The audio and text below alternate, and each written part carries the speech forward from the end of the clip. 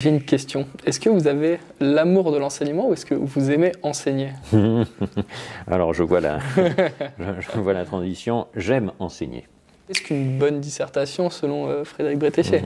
Une bonne dissertation, c'est une dissertation dans laquelle on a quelqu'un qui pense. Bonjour à tous. Aujourd'hui, l'équipe de Mission Prépa est à Nantes, à Audencia, pour échanger avec Frédéric Bretéché, professeur en classe préparatoire et membre du conseil d'administration de l'APHEC.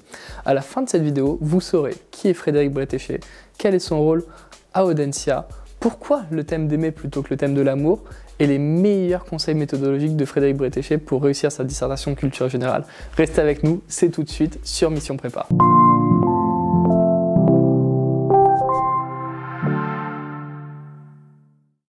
Bonjour Frédéric Bretéché. Bonjour. Comment allez-vous aujourd'hui? Très bien, je vous remercie.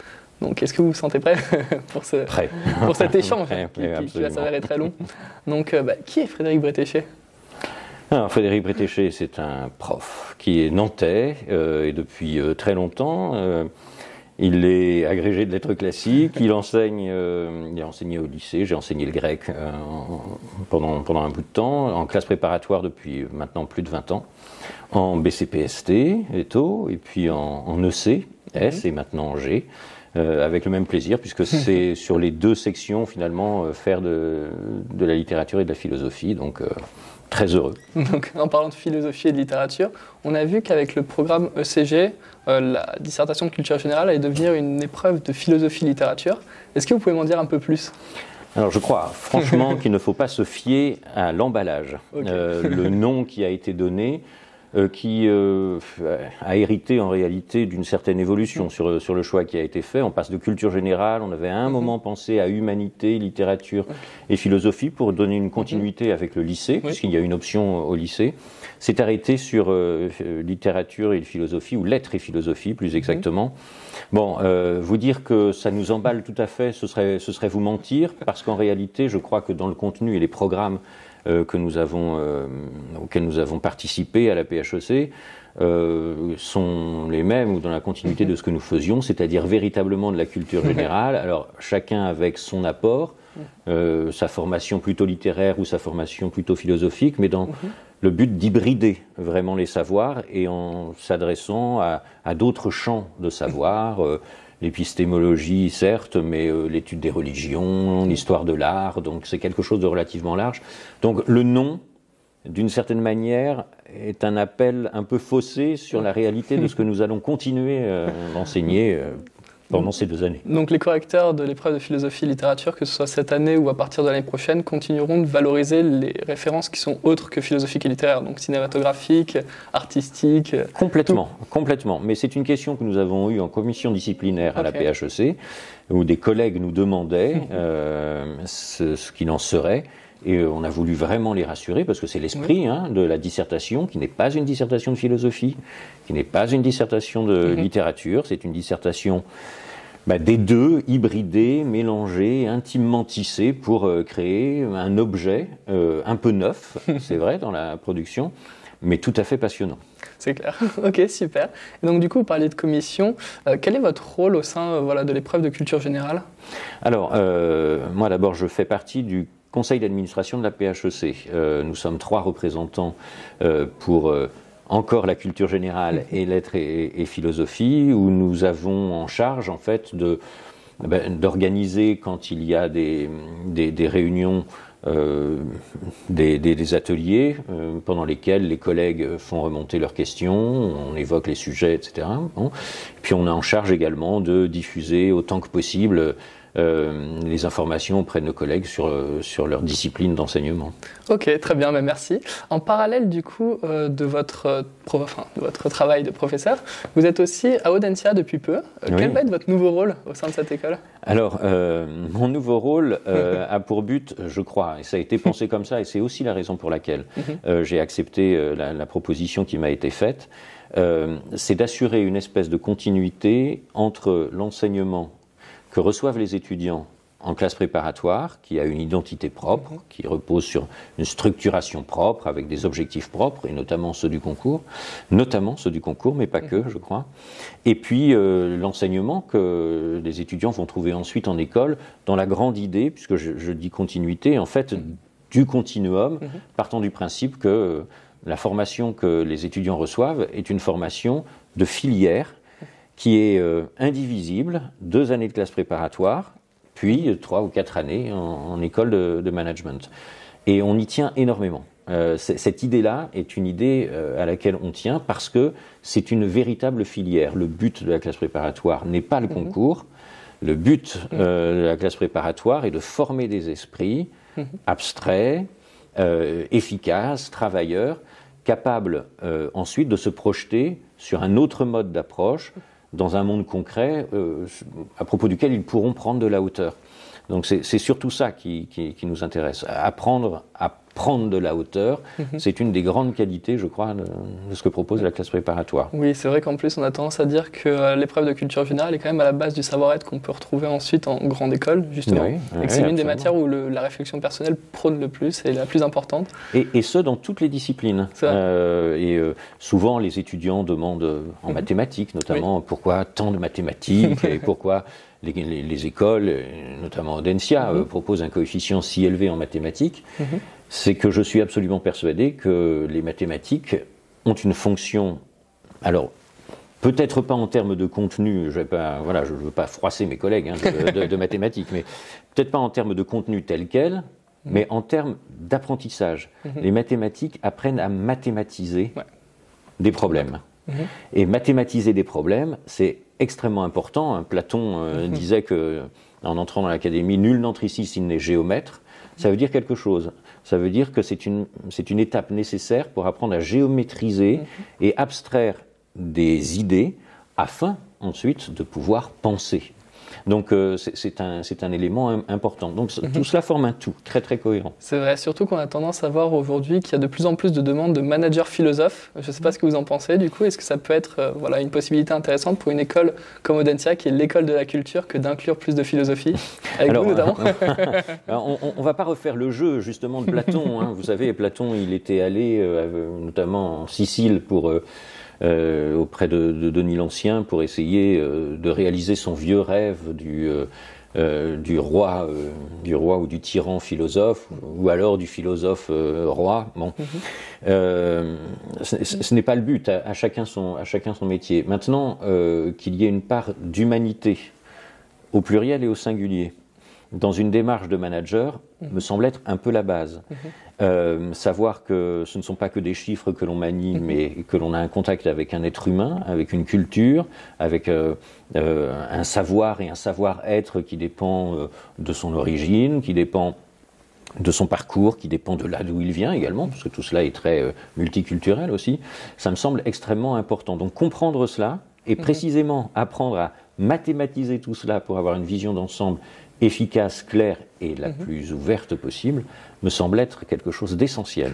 C'est vrai, surtout qu'on a vu avec le contexte récent, comme on peut le voir, que beaucoup de personnes essayent de remettre le bien-être au centre même de leur vie, et donc, notamment dans les entreprises, on voit beaucoup d'entreprises qui cherchent à remettre l'humain au centre de leur entreprise. Oui, il ne s'agit pas seulement, me semble-t-il, de bien-être, il s'agit d'apprendre à penser ce bien-être, c'est-à-dire avoir une activité réflexive sur son existence.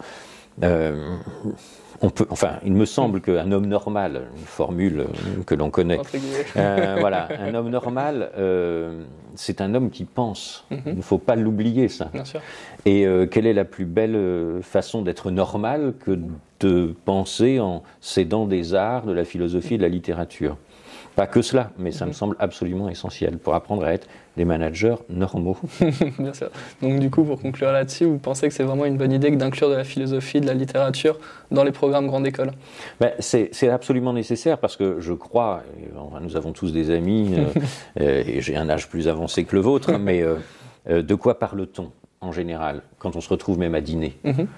Enfin, peut-être que c'est mon cercle, je n'en sais rien, mais il est assez large.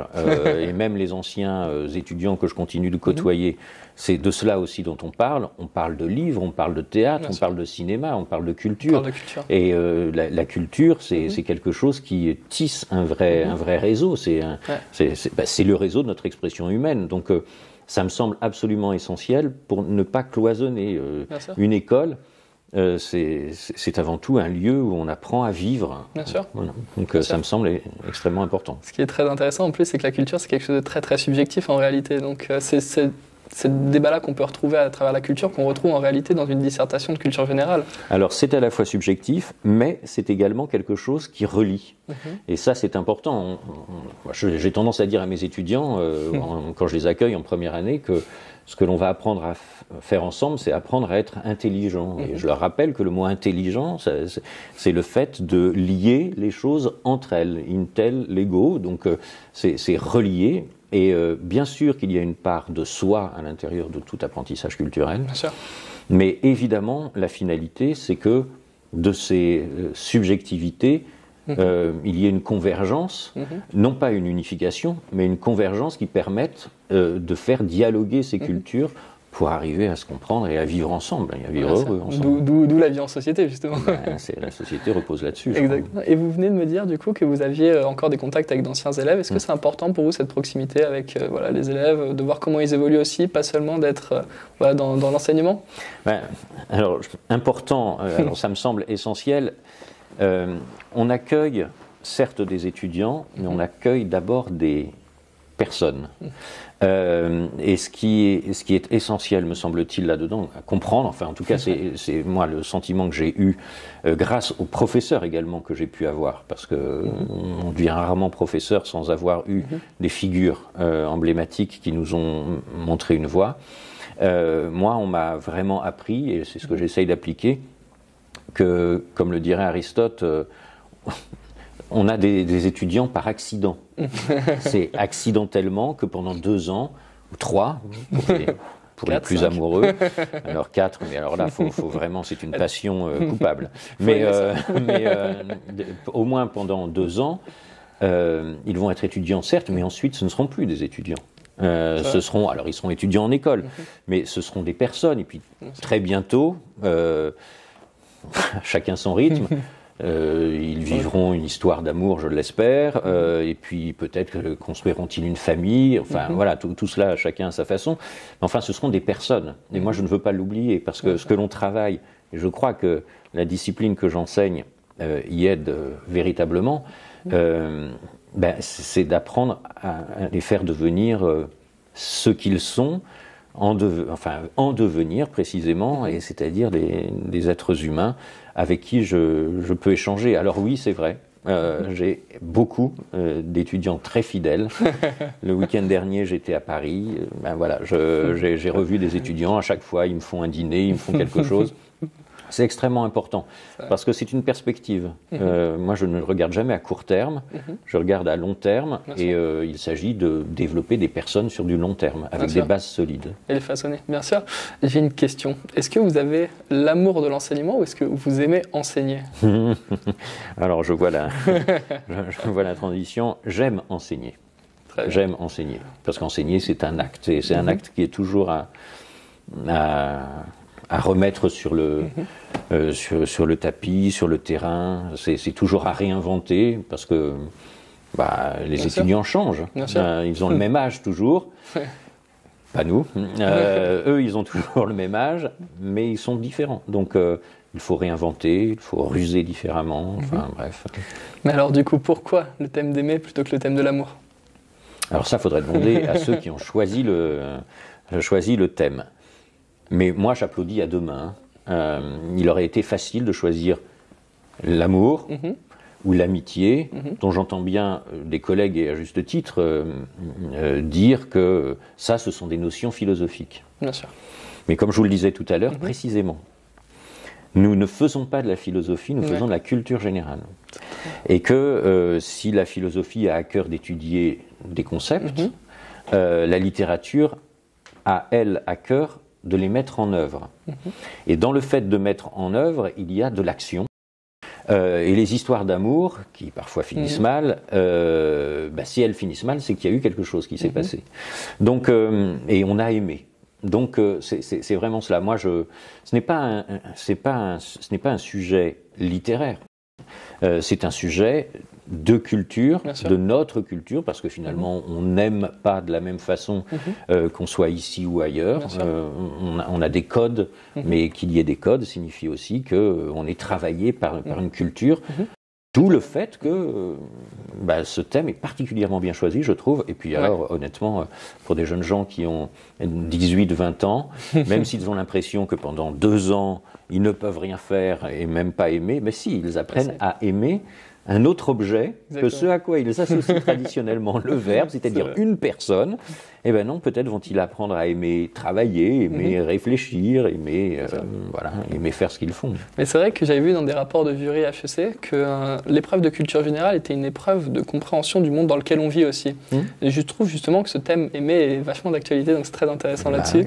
Et du coup, comment vous pourriez relier ce thème d'aimer à l'actualité justement ? À la compréhension du monde dans lequel on vit. C'est une question très complexe, mais très intéressante. Ah bah oui, alors ça c'est effectivement quelque chose d'extrêmement complexe. De toute façon, le but, vraiment, le profil d'un étudiant de prépa EC en général, c'est d'avoir quelqu'un dont j'ai l'habitude de dire que ce n'est pas nécessairement un intellectuel. Vraiment, ce n'est pas un cagneux, par exemple. C'est quelqu'un qui, en revanche, qui est intelligent. C'est dans le sens où je l'évoquais tout à l'heure, c'est-à-dire qui crée des liens. Mais le but de quelqu'un qui est en EC, c'est un moment de passer à l'action. C'est d'oser agir. Beaucoup d'écoles pour lesquelles le verbe oser est au cœur des valeurs. Ce sont des gens qui ont envie d'agir. Et donc, c'est immédiatement corrélé à leur vie. Alors, apprendre à aimer, me semble-t-il, c'est d'abord apprendre aussi à aimer vivre. Bien sûr. Et alors cela, si ce n'est pas connecté au réel et au présent, c'est un peu compliqué. À la société aussi. Je le crois. Oui. C'est vrai, c'est très très juste. Et par rapport du coup au débat qu'il peut y avoir entre aimer et l'amour, quelle principale différence pouvez-vous voir entre aimer et l'amour ? Comme je disais tout à l'heure, et ça doit vraiment être un axe, aimer est un verbe. Bien sûr. Ce n'est pas une notion. Aimer, c'est un verbe et c'est un verbe d'action. Ça veut dire qu'il est toujours en mouvement. Et cela doit aider finalement les étudiants, derrière le caractère peut-être un peu complexe a priori, à ne pas tomber dans le piège que très souvent, dans lequel ils s'engouffrent très souvent, notamment en introduction, dans les dissertations, c'est de vouloir à tout prix et en 2 lignes ou 3 avoir donné une définition claire, précise de la notion. Alors l'animal, la vérité, enfin voilà. Et alors en 2 lignes, ça y est, c'est fait. Ils vous ont donné la définition, à la limite, on a l'impression que c'est terminé. Bon, aimer, comme c'est une action et que c'est toujours en mouvement, c'est un verbe qui, je pense, résiste beaucoup à une définition immédiate. Donc, Et donc c'est là qu'intervient tout le travail en classe préparatoire pendant ces quelques mois pour aboutir à une pensée qui soit organisée. Même tout le travail de problématisation en réalité. Absolument. Ce qui est très intéressant ici, et comme vous le dites à juste titre, c'est que aimer en réalité est très difficile à définir et qui prend très certainement tout son sens à travers le complément qui est dans le sujet. On peut voir que aimer peut signifier le sens d'amour, mais on peut aussi aimer quelque chose. Ou quoi, donc comment gérer en fait toute la dissémination des sens en fait de ce verbe aimer dès lors que, par exemple, prenons un sujet très très simplement comme qu'est-ce qu'aimer, on voit très bien qu'ici aimer peut tout signifier. Comment en introduction on pourrait finalement définir aimer dans ces moments-là ? Précisément, puisque la dissertation a pour but d'essayer de dessiner les contours de ce que pourrait être aimé. Et non pas sans doute définir définitivement, parce que si on définit définitivement, j'ai un peu peur des chances de survie d'aimer. Je crains que cela se termine très rapidement, au bout de 4 heures, on a enterré l'affaire. Donc la difficulté va précisément être d'adopter une certaine souplesse dans l'appréhension du sujet. Alors, qu'est-ce qu'aimer ? J'imagine, à dire vrai, assez peu un sujet tel quel le jour du concours. Mais c'est l'ensemble de l'année qui va essayer de donner ces fameux contours à la question de qu'est-ce qu'aimer. C'est cela. Donc, Bon, difficile de répondre à votre question, hein, honnêtement. C'était volontaire, justement, c'est des fois. Mais c'est vraiment toute l'année, et toute l'année va montrer un caractère multiforme, des facettes de ce kaléidoscope qui est aimé, avec des références à l'amitié, à l'amour absolu, à l'amour de quelque chose, de quelqu'un, quel que soit l'objet, ou quel que soit le sujet d'ailleurs. C'est vrai qu'on a toujours tendance à dire que aimer, c'est toujours voué à l'autre, voué à quelque chose d'autre, mais pour autant toujours en soi et pour soi. Est-ce que vous êtes d'accord avec un peu ce paradoxe? Alors, en soi, oui, pour soi peut-être, pour autrui aussi, mais en autrui également. Donc c'est un jeu extrêmement complexe, et évidemment, où on peut apprendre à s'aimer soi-même, et c'est d'ailleurs conseillé, si l'on veut aimer autrui, que de commencer par s'aimer soi-même. Cela dit, comment s'aimer soi-même si autrui ne nous a jamais appris à nous aimer? C'est vrai. Donc c'est un tissage vraiment très complexe qui peut se nouer selon les individus, les expériences, les rencontres, et y compris les rencontres avec certains livres, clairement. Et de ce point de vue-là, je suis intimement convaincu que la littérature, notamment, et la philosophie, aident en apprenant à aimer à lire, apprennent également à aimer tout court. Oui, mais on voit aussi qu'on a tendance à penser un peu aimer comme étant du mimétisme, on aime en société, on a tendance à penser pour autant que ça peut être naturel d'aimer, puisque c'est toujours du domaine du ressenti. En fait, chacun aime au quotidien, on peut aimer une personne, une femme, une bière, du foot. Qu'est-ce que vous en pensez? Est-ce que c'est plutôt un facteur qui est sociétal? Est-ce que c'est un facteur qui est naturel? Alors le fond de ma pensée, c'est que d'abord, l'homme, s'il était naturel, ça se saurait. L'homme n'est plus guère naturel, si ce n'est que sa nature, c'est d'être un être de culture. Alors il y a encore chez lui des choses qui appartiennent à la nature, des réactions qui sont naturelles, mais va-t-on dire, par exemple, qu'entre les animaux, qui était le thème de l'année dernière, il y a un sentiment d'aimer tel que nous on le conçoit. Qu'il y ait de l'affection, qu'il y ait du rapprochement, qu'il y ait besoin de contact, de caresse, du plaisir chez l'animal, ça semble tellement évident, et quand bien même vous avez un animal à la maison, vous vous en rendez compte. Or, quand vous avez un animal à la maison, c'est un animal à la maison.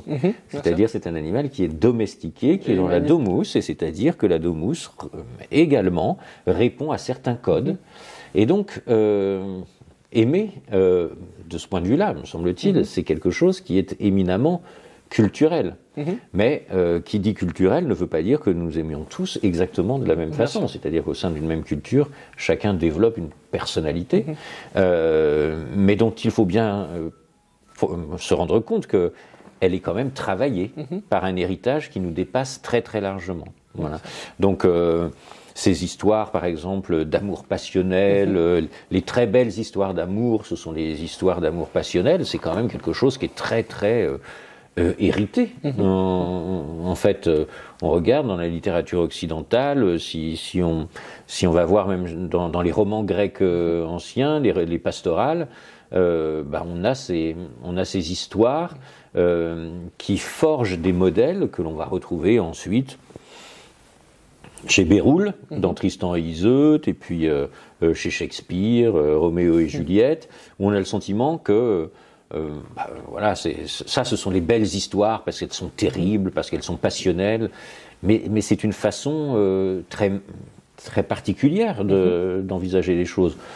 Pourquoi est-ce que de belles histoires ne pourraient pas être aussi des histoires plus sages, mais durables, qui se tissent avec intensité sans pour autant tomber dans la passion?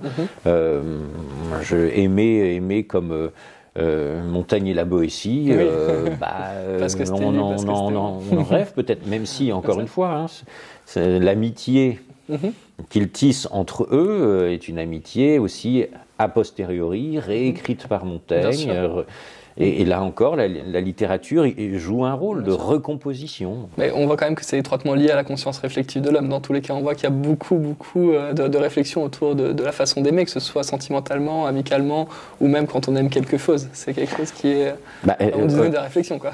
Honnêtement, et alors le mot réflexion, oui, j'abonde, mais toujours en gardant en tête le prisme du sens du mot, hein. Réfléchir, c'est un terme qui est un terme de photographie, un terme lumineux, c'est-à-dire c'est le reflet de quelque chose projeté sur autre chose. Et oui, il y a bien en aimer, c'est ce qu'on disait tout à l'heure, il y a bien en aimer un acte réflexif, clairement. Mais chez nous, ça ne passe pas que par les yeux, ça passe aussi par le cerveau, le cœur, le corps, c'est complexe. Je vais essayer d'aller dans ce sens-là, du coup. On voit quand même que dans la nature de l'homme, puisque tous les hommes aiment, enfin que ce soit qu'on aime quelque chose ou quelqu'un, on voit quand même que tous les hommes aiment en réalité. Donc c'est quand même comme s'il y avait quelque chose, consciemment ou inconsciemment, qui nous amenait à aimer. On a tendance à dire que aimer ou être aimé, c'est comme justifier son existence à travers le regard de l'autre. Alors, il faut faire attention, parce que si aimer semble être un sentiment, alors qu'on va appeler naturel, si tant est qu'un sentiment puisse être naturel. Bon. Mais parce qu'il y a des sentiments qui peuvent s'apprendre, qui peuvent se travailler, qui peuvent se cultiver. Bon. Mais aimer, et c'est le but de l'enseignement aussi de cette année, ne doit pas se résumer à un sentiment. Puisque c'est un verbe d'action, on comprend bien que aimer va aussi être de l'ordre du travail, de l'ordre de l'élaboration. De l'ordre de la création, même. Et donc, sans doute, y a-t-il aussi ce travail-là, dépasser le cadre sentimental et subjectif du sentiment pour se projeter sur un cadre qui est de l'ordre de l'élaboration, de la création, y compris de la création de soi en tant qu'être aimant. C'est une piste, évidemment, qu'il faut non seulement suivre, mais creuser. C'est super. En parlant de creuser, les étudiants très souvent appréhendent la culture générale en général et ne savent pas trop comment aborder cette épreuve. On a tendance à dire qu'il faut avoir des réflexions qui sont personnelles quand même, puisque c'est le but d'une dissertation. On a tendance à dire que pour autant les auteurs ne doivent pas être déformés, interprétés, qu'il faut quand même restituer la réflexion de l'auteur plutôt que de l'exposer, puisque c'est une dissertation, pas un exposé. Qu'en pensez-vous? Est-ce que vous aurez des conseils de forme déjà pour la dissertation, pour les étudiants? Alors, de forme, qu'est-ce que vous entendez de forme? Parce que oui, je peux vous parler de la forme d'une dissertation tant que vous voulez. Mais... c'est parti. Mais qu'entendez-vous par forme? Ce que j'entends par forme, en réalité, c'est qu'est-ce qu'une bonne dissertation selon Frédéric Bretéché? Une bonne dissertation, c'est une dissertation dans laquelle on a quelqu'un qui pense. Donc de la réflexion personnelle déjà. Alors oui, mais qui pense, c'est-à-dire, alors je suis un fan d'étymologie, hein, ma formation, mais enfin, penser c'est peser en latin. Et donc c'est-à-dire, il faut trouver un équilibre et donc peser une chose par rapport à l'autre avec des poids, des contrepoids. Donc c'est un jeu d'équilibre, hein, ce jeu de pensée. Et on souhaite que l'étudiant ose penser. Rien de pire, alors je le dis, je l'écris partout, donc je peux le répéter encore, rien de pire que ces copies qui font des dissertations patchwork, en ayant appris un truc, et puis un autre, et puis ça se juxtapose pour faire une couverture bariolée, un peu comme ce dont Platon parle quand il évoque la démocratie, un régime bariolé, mais qui finalement ne mène absolument à rien. Alors j'entends bien, hein, certains vont nous sortir la copie, la deuxième, la troisième, passée entre les mailles du filet, qui a appliqué ce type de méthode, qui a eu une bonne note. Oui, enfin, est-ce qu'on fait une règle générale de 3 exemples ou de 2 exemples? Ce n'est pas le cas. De toute façon, il faut oser penser, parce que je ne dissocie pas mon enseignement, comme je vous l'ai dit, de ce que je pense être la vie.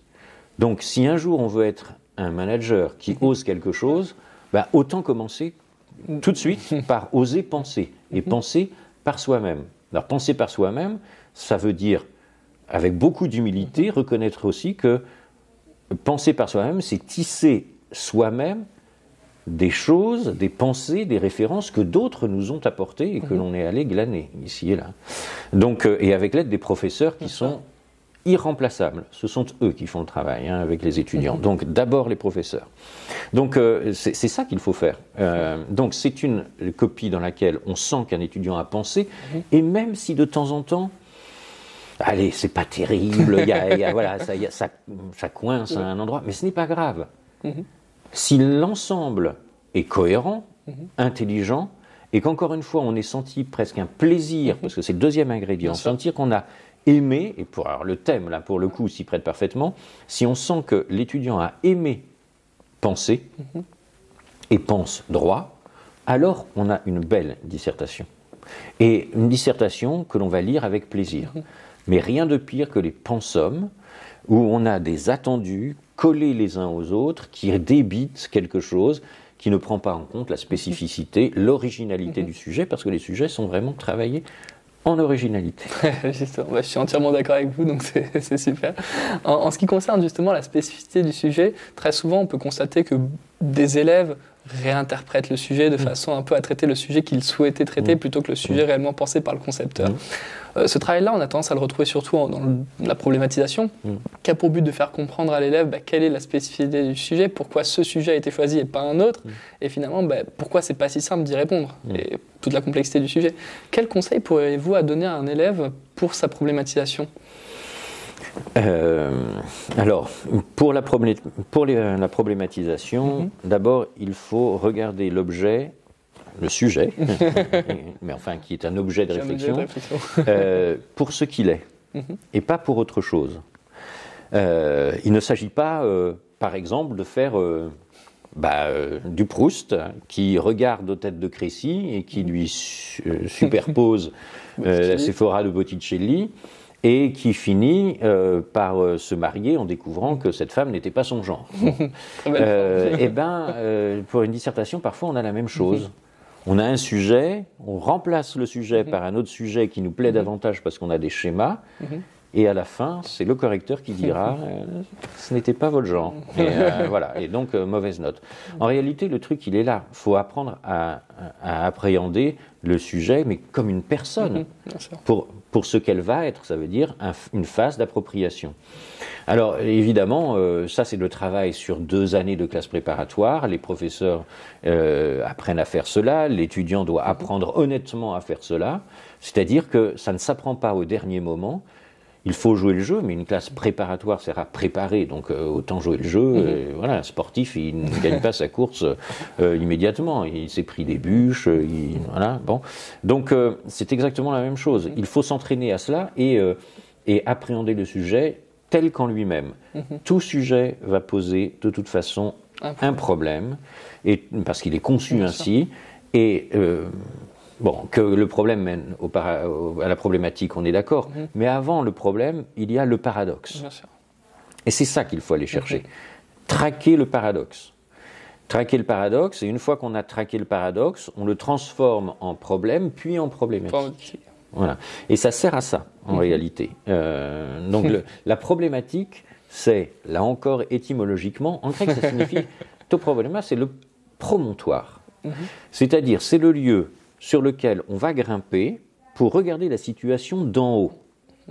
Et d'en haut, on va voir se dessiner au fond, là, ce qui nous attend, les heures qui viennent de composition, des chemins à suivre pour traverser l'ensemble de la forêt des références que l'on a et proposer un itinéraire qui soit un itinéraire acceptable, satisfaisant, et que l'on en ressorte heureux. Avec une belle conclusion. Donc c'est ça, la problématique est un moment essentiel qui permet de prendre de la hauteur. Mais ça se travaille, on apprend à travailler cela en jouant sur les mots, sur les champs lexicaux, sur les concepts évidemment qui y sont attachés. Enfin ça c'est une démarche que chaque professeur apprend à faire à ses étudiants, si l'étudiant accepte de le faire, honnêtement. Enfin, certains diront c'est compliqué, la culture générale, mais enfin, ce sera compliqué pour toute personne qui n'accepte pas de se confronter à l'exercice, ça va de soi. Mais Mais et alors, on n'est pas là pour faire des choses simples, sinon ça ne servirait à rien. Donc, avec ces conseils, on est à la recherche du temps gagné cette fois. Ça, absolument. Alors c'est la grosse difficulté de toutes les épreuves, vous le savez bien. Bien sûr, mais c'est vrai qu'on peut très vite gagner beaucoup de points, en plus en culture générale. Quand on comprend les attentes des correcteurs, c'est vrai qu'on peut très vite grimper. C'est vrai que c'est une question de barrière psychologique très souvent pour les étudiants. Oui, et parfois un déclenchement, et là, si des étudiants nous écoutent, vraiment qu'ils soient rassurés là-dessus. J'ai vu, c'est mon expérience régulière, des étudiants se mettre un peu tardivement à la culture générale, parce qu'ils pensaient que ce n'était pas fait pour eux, que c'était complexe, ou pour certains même c'est du blabla, enfin bon bref, voilà. On ne peut pas obliger les gens à vouloir réfléchir, hein, mais pour autant, au dernier moment, certains s'y mettent. Au dernier moment... tout est relatif. Voilà. Bon. Mais ils s'y mettent, et le plus souvent, le jour du concours, pris dans cette ambiance très particulière qu'est le concours. On peut s'entraîner pendant 2 ans, les DS, tout ça, mais ce qui se passe le jour du concours, c'est une alchimie inédite pour la plupart des candidats. Et il se passe un truc, clairement. Et beaucoup d'étudiants ressortent de la dissertation en ayant au moins pris du plaisir à avoir réfléchi. Alors sans doute parce que c'est le dernier ou la dernière, ok, mais ils ont pris du plaisir à le faire. Et moi j'ai vu des étudiants avec de très bonnes notes revenir heureux avec leur copie. Je lis la copie et je suis parfois pris de colère en leur disant « Et alors quoi ?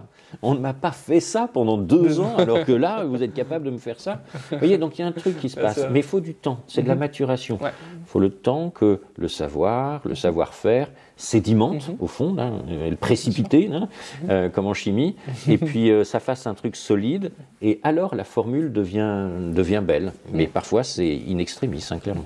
C'est vrai que c'est une question de maturité, de la réflexion. On a besoin de temps pour bien intérioriser tout ça et pour pouvoir restituer tout ça. Sans doute, cette discipline, encore plus que les autres, exige une forme de maturité. Bien sûr. Mais nous sommes tous conscients que quand on a 20 ans, on croit avoir vécu beaucoup de choses, parce qu'on est au bout de sa vie. Chaque année, on est au bout de sa vie. Donc, bon. Mais pour autant, à 20 ans, on n'a pas un recul énorme. Et sur le fait d'aimer, il y a beaucoup de choses encore que l'on n'a pas expérimentées. Donc, il y aura une partie qui sera abstraite, nécessairement, pour beaucoup d'étudiants qui parleront de choses qu'ils n'auront pas vécues. C'est un peu la limite de l'exercice. Mais je suis d'accord avec Marguerite Yourcenar qui dit que dans un premier temps, les livres apprennent à vivre, et ensuite, c'est la vie qui apprend à lire. Voilà, parce que tout cela s'enrichit. Donc, il y aura une partie abstraite, et nécessairement abstraite, qui va passer par de la lecture, de la fréquentation des auteurs. Ou par la pédagogie des professeurs aussi. Ou par la pédagogie des professeurs. Qui vont aider les étudiants tout au long de l'année. Je ne donne pas comme priorité d'aller expérimenter, aimer, par soi-même et de façon empirique. Ce ne serait peut-être pas la meilleure préparation. Surtout pas le meilleur moment avant les concours. Je n'interdis pas, évidemment. Mais pas dans les doit cours. tous aimer, mais bon, dans un premier temps, ils apprendront à mieux aimer s'ils se penchent sur de la philosophie et de la littérature. Mais pour revenir du coup sur la problématisation, on dit souvent qu'une bonne problématisation débouche sur une bonne problématique, et que la problématique est finalement la question finale qui vient synthétiser l'ensemble de la problématisation. Il y a une question que se posent beaucoup d'étudiants. Quand on a un sujet sous forme de question, est-ce qu'il faut reformuler la question ? Parce qu'en réalité, on a tendance à penser que si cette question-là a été posée, c'est que le concepteur voulait qu'on réponde à cette question-là et pas à une autre. Mais il y a des professeurs qui nous demandent quand même de reformuler pour un effort de problématisation, mais quitte à nous amener sur du hors-sujet. Quel conseil pourriez-vous donner à ces étudiants-là qui ne savent pas trop quelle approche avoir ? En fait, tout dépend de la question. Parce que vous avez des questions qui sont des questions ouvertes, qui débouchent sur des réponses possibles. Je vais faire les choses simplement. Si vous pouvez, à la question d'emblée, question posée par le sujet, répondre par oui et non, là, vous savez, vous avez une problématique acceptable. Si vous avez une question pour laquelle la réponse n'est pas évidente, cela veut donc dire qu'il y a un sous-texte. Ça veut dire qu'il y a un implicite. Et que cet implicite, il va falloir aller le chercher pour reformuler la question. Mais le danger, en effet, de certaines questions, c'est que on les reformule ne voulant pas reprendre le sujet tel quel, et on va traiter un autre sujet. Qui n'est plus celui souhaité par les concepteurs. Donc ça, c'est un peu compliqué, mais là encore, les professeurs aident à identifier ce type de sujet. Bien sûr, mais c'est vrai qu'on avait vu des sujets, par exemple, comme sur le thème du corps avec l'essai, qui nous avait dit qu'est-ce qui fait qu'un corps est humain, ou alors même avec la mémoire, que perd-on quand on perd la mémoire. Ces sujets-là, un peu, comment vous les appréhendez, vous, en tant que professeur? Comment pourrait-on finalement déceler ces sujets-là? Bon, alors le qu'est-ce que, c'est une formule. Alors d'abord, vous me permettrez de noter que je ne trouve pas très heureuse dans un premier temps. Mais le qu'est-ce que, en général, se réduit à un en quoi. Qu'est-ce qui fait qu'un corps est humain? En quoi un corps peut-il être humain? Là, on voit bien que, pour le coup, on ne peut pas garder la problématique sous cette forme.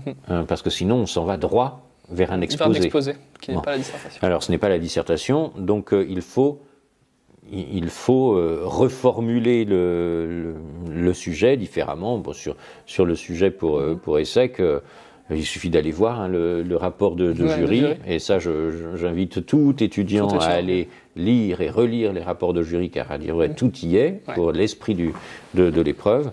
Mais sur le qu'est-ce que... C'est vrai qu'il faut en général reformuler, parce que là, ce n'est pas très satisfaisant en soi.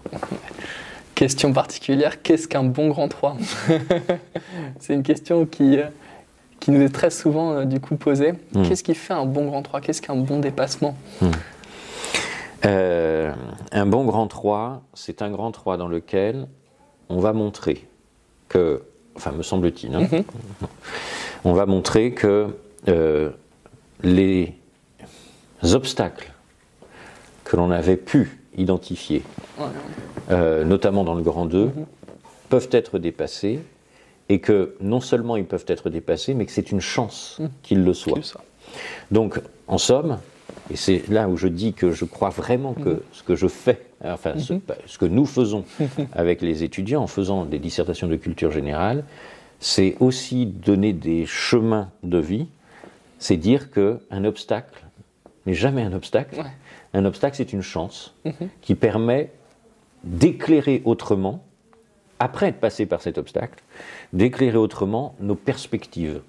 Donc je crois que le grand 3 est cette partie tout à fait privilégiée, essentielle, qui permet à l'étudiant de comprendre qu'il faut qu'il se serve des obstacles qu'il a décelés pour proposer une piste plus éclairée. Pas une autre piste, parce que les autres pistes se transforment très souvent en hors-piste. Bon. Mais non, quelque chose qui soit plus éclairé. Oui, qui reprennent souvent un peu du 1 et du 2 pour aller plus loin et pour proposer quelque chose. Et on sait bien, quand on dit ça, aller plus loin, plus loin, qu'est-ce que c'est plus loin, mais ça ne peut se voir qu'en travaillant des sujets. Exactement. Mais c'est pour ça que c'est important de faire beaucoup de sujets différents pour apprendre même justement à traiter des sujets. Un étudiant doit se tapisser l'esprit de sujet. Je suis entièrement d'accord. Et par différents sous-thèmes pour bien comprendre un peu comment catégoriser sa réflexion. Oui. Si je devais vous demander une référence qui vous plaît particulièrement sur ce thème, est-ce que vous en avez une qui vous vient en tête? Une référence vraiment que vous aimez bien? À dire vrai, j'en ai plusieurs. La grosse difficulté pour établir une bibliographie cette année, c'est que tout parle d'aimer. Quelque œuvre que l'on choisisse, en tout cas en littérature, au cinéma, tout parle d'aimer. Donc ça, c'est extrêmement compliqué. Alors, j'ai plusieurs chéris, mais je sais que j'aime beaucoup l'œuvre de Quignard. Et donc, il y a là de quoi inspirer, je trouve, parce qu'il aborde plusieurs éléments, je pense, qui sont extrêmement importants, notamment aimer l'autre, aimer en amitié également, aimer les livres, aimer la littérature, aimer le silence. En fait, son approche d'aimer est multiforme. Et il y a là dans l'œuvre de Quignard, bon, c'est pour moi, hein, mais quelque chose qui permet de véritablement creuser et expérimenter le thème. Ok, super. Est-ce que vous avez un conseil par rapport aux auteurs contemporains ? Certains profs nous disent qu'il faut vraiment appuyer les réflexions avec des auteurs, des auteurs très classiques. Est-ce que vous appréciez, vous, les auteurs contemporains, des auteurs du XXe, XXIe siècle ? Alors, je n'ai aucun tabou. Hein. Montaigne disait à juste titre qu'un homme, c'est un homme mêlé. Il faut mêler toutes les références et ne pas s'interdire de faire appel à des auteurs contemporains. Évidemment, si on aime marcher à Paris, faut aller lire Modiano, voilà. Bon, enfin, et on fait appel à ces auteurs-là. Bien sûr, c'est une épreuve de culture générale, et on va s'attendre à ce que cette culture soit générale et s'appuie, parce que c'est la règle, sur un corpus, non pas d'attendu, parce qu'il n'y a pas d'attendu, mais un corpus solide, avec une certaine forme. Alors c'est peut-être un gros mot aujourd'hui, mais moi j'y tiens, de hiérarchisation du niveau auquel on va aller s'attaquer. Bon. Toutes les œuvres ne se valent pas. Bon. Donc, clairement, aimer l'argent, soit on va du côté de Mickey et Picsou, soit on va du côté de l'argent, par exemple, de Zola. On voit bien qu'il va y avoir quand même une petite différence. Bon. Et qui n'est pas qu'une différence a priori. Hein. C'est une différence profonde, d'appréhension, encore une fois, de tissage, de compréhension de l'œuvre et des implicites, puisque l'argent rayonne également avec les autres romans des Rougon-Macquart. Donc, il ne faut pas s'interdire de faire appel à toutes les œuvres que l'on connaît, en privilégiant celles dont on se dit quand même qu'elles seront connues de son interlocuteur, parce qu'une dissertation, c'est un exercice de communication. Il ne faut jamais oublier qu'on s'adresse à un lecteur et que le lecteur n'est évidemment pas peut-être au courant de toutes les références du XXIe siècle et des lectures plus ou moins bonnes que l'on a pu faire récemment, et que là, on va avoir un problème juste de communication. La culture aussi, c'est la base commune à partir sur laquelle on va pouvoir communiquer. Donc si chacun vient avec sa culture, ça va poser un problème. Surtout s'il la réduit à des références contemporaines. Mais non, on peut évidemment. Et rien n'est plus jouissif que de faire dialoguer un auteur ancien et un auteur moderne. Et on se rendra compte alors à quel point l'auteur ancien est d'une modernité renversante. Voilà. Mais ça, il faut le faire, évidemment. Et dans tous les domaines, en privilégiant néanmoins les références littéraires et philosophiques. Artistique aussi, cinématographique également, mais d'abord littéraire et philosophique. Ça, c'est vraiment un attendu. Faire une dissertation entière sur du cinéma, sur de la BD, ça doit être tout à fait passionnant, mais on ne remplit pas le cahier des charges. C'est bon, je suis amoureux. Est-ce que vous auriez un dernier conseil que vous pourriez donner à des préparationnaires qui aujourd'hui appréhendent la culture générale, un petit message de motivation? Qu'est-ce que vous diriez aujourd'hui à un élève qui ne croit plus en lui, en culture générale ? Qui ne croirait plus aujourd'hui en lui ? Voilà. Qu'il est beaucoup trop tôt pour ne pas croire en soi. Il faut toujours croire en soi. On ne va pas à un concours sans croire en soi. Si on doute de soi, il arrive un moment, et surtout à ce moment de l'année, le post-Noël, là, faut arrêter de douter. Hein. Maintenant, faut y aller en mode conquérant. Donc, on y va en mode conquérant. S'il se dit que la culture générale, ce n'est pas fait pour lui, alors je suis un peu inquiet parce que à ce moment-là, il se dit c'est la vie qui est pas faite pour moi. Hein, mais donc, je ne crois pas qu'il se dise ça. Je crois juste que là, il se dit je n'ai pas les références pour l'instant, donc je n'arrive à rien faire parce que sans référence, si la base est fragile, on ne construit rien de solide. Donc le gros défi là, c'est de se refaire une base solide et à la limite, stratégiquement parlant, miser sur quelques auteurs seulement. Tant pis s'il a perdu du temps, miser sur quelques auteurs seulement et les maîtriser à fond pour pouvoir oser se mettre à penser enfin par lui-même. Mais ça, c'est véritablement possible. Et ça rentre, j'en suis certain, en parfaite cohérence intellectuelle et personnelle avec ce qu'est faire une épreuve de culture générale, mais vivre d'une façon générale. C'est ça. Vos élèves ont beaucoup de chance, vraiment. Vraiment. Oui, mais c'est vrai que c'est entièrement lié au fait de comprendre le monde dans lequel on vit. Donc, une fois qu'on comprend les preuves de culture générale, on comprend aussi le monde qui nous entoure. Donc, l'objectif, c'est vraiment qu'ils comprennent le thème d'aimer, qu'ils prennent du recul sur ce thème. C'est pas un thème simple, c'est un thème qui est plaisant et qui est assez large, avec beaucoup de sous-thèmes qu'on peut entrelier. Donc, s'il fallait conclure là-dessus, il faudrait d'abord bien comprendre le thème avant même de travailler plein d'auteurs, comme on dit. Oui, le comprendre et en travaillant les auteurs. Le peaufiner. Voilà, et en travaillant les auteurs, apprendre aussi à le comprendre. Puisque finalement, aimer, peut-être que c'est juste apprendre à rendre la vie aimable. Alors, s'il y a des auteurs qui nous aident à faire cela, côtoyons-les. C'est parfait. Merci beaucoup, Frédéric. Avec plaisir. C'était un plaisir pour moi d'échanger avec vous encore. Plaisir partagé.